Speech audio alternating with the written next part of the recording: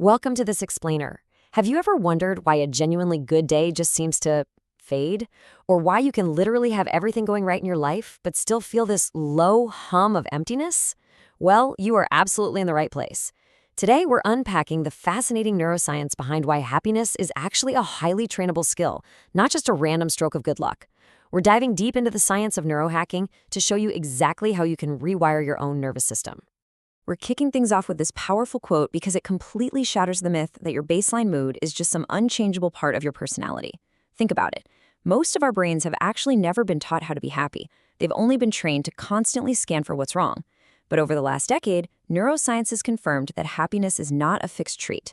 It's a set of neural patterns. And the best part? You can deliberately build them. So here is our roadmap for the next few minutes. We'll cover number 1, the happiness myth. Number 2, habit 1, evidence log. Number 3, habit 2, recovery ritual. Number 4, habit 3, deliberate discomfort. And we'll wrap up with number 5, your new baseline. We're escalating from a super simple evening reflection all the way up to a counterintuitive lifestyle shift that will fundamentally change how your brain works. Let's start right in with section 1, the happiness myth and why good days fade. Honestly, what's incredibly freeing about this concept is that it absolves you of a lot of guilt. You know that tendency your brain has to obsess over the bad stuff and totally let go of the good? It's not a flaw in your character at all. It's just a biological negativity bias. It was literally designed strictly for survival to make absolutely sure your ancestors remembered life-threatening dangers. But in modern life, this exact same bias causes your brain to constantly build a detailed case for why life is hard, all by letting the positive moments just slip right through without leaving a single neural trace. Moving right along to section 2, habit 1, evidence log. Now, to overcome that ancient survival mechanism we just talked about, we need our first habit. Neuroscientists call this positive experience registration. You might immediately be thinking, oh, like a gratitude journal? But hold on, there is a stark contrast between generic gratitude and a specific evidence log. According to researcher Sonia Lyubomirsky, standard gratitude journals usually ask what you're thankful for in a very broad sense. And you know what happens? That produces the same repetitive lists and actually stops giving you a genuine dopamine response within weeks. A specific evidence log, though, that records concrete daily moments, creating vivid, highly specific memories that your brain actually responds to. So how do we actually execute this? It's pretty simple. First, you wait until the evening.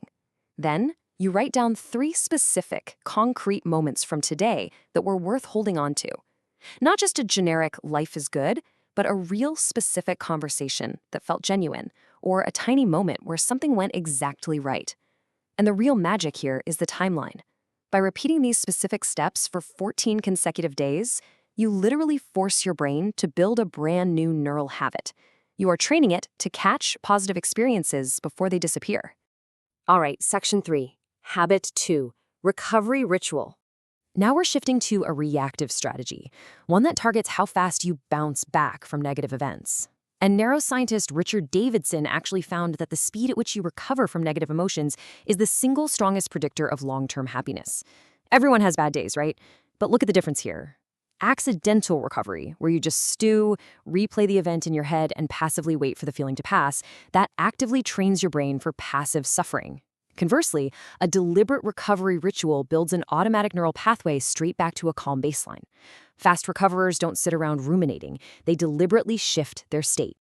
And you can build your own ritual right now using this neurochemical menu. These aren't just cute little distractions. They are highly targeted hacks to forcefully shift your brain state. For example, a 2-minute walk outside actively targets cortisol. Splashing cold water on your face triggers the mammalian dive reflex, which instantly drops your heart rate. Writing down one non-judgmental sentence uses affect labeling to chill out your amygdala. Throw in 20 jumping jacks to spike your BDNF and dopamine. Send a genuine text message to release a hit of oxytocin. Or just play one reliable song to light up your reward circuitry. The goal is to pick 2 or 3 of these and do them in order every single time you feel yourself starting to spiral. And the data proving this works, it is absolutely jaw-dropping.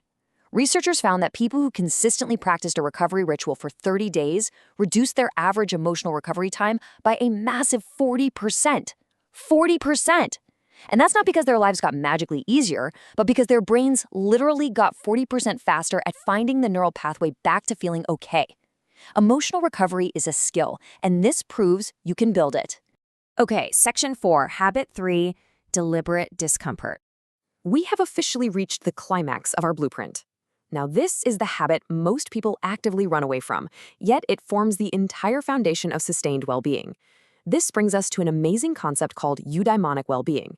See, your brain doesn't actually generate its deepest, most sustained happiness from just being comfortable. Comfort just produces relief, and relief is highly, highly temporary. Genuine, deep happiness comes from voluntarily surviving challenges and discovering your own capability. When we live a modern life designed entirely around convenience, the absence of challenge quietly degrades our baseline happiness over time. Stanford researchers found something incredible about this. When you voluntarily face discomfort, your brain releases a very specific neurochemical cocktail, dopamine and norepinephrine. This physically updates your brain's model of what you can handle. It actually widens your nervous system's range. And a wider range means you're going to panic far less during everyday life, maintaining a much higher baseline emotional state. But on the flip side, every single time you avoid discomfort, you narrow that range, quietly signaling to your brain that the world is an increasingly threatening place. Finally, Section 5, your new baseline. Let's pull all this neuroscience together. Here is your ongoing practice summarized perfectly. Daily, in the evening, use your evidence log to deliberately register those positive experiences before they fade away. Immediately post-trigger, deploy your recovery ritual to build your speed of emotional return. And weekly, lean right into deliberate discomfort to systematically expand your nervous system's capacity. To make this explainer genuinely useful for you right away, I want you to take these 3 exact steps. Tonight, write down 3 specific things that prove today was worth something. Right now, pick 3 actions from our neurochemical menu and write your recovery ritual on a sticky note so it's ready exactly when you need it. And finally, choose one genuinely hard, uncomfortable thing to do this week. It could be a difficult conversation, starting a creative project, or a tough physical challenge. I am going to leave you with this provocative, empowering question to chew on. What deliberately uncomfortable action will you take this week to show your brain exactly who is in charge? Remember, building a brain that defaults to happiness isn't a one-and-done decision. It's a daily practice. So get out there, get a little uncomfortable,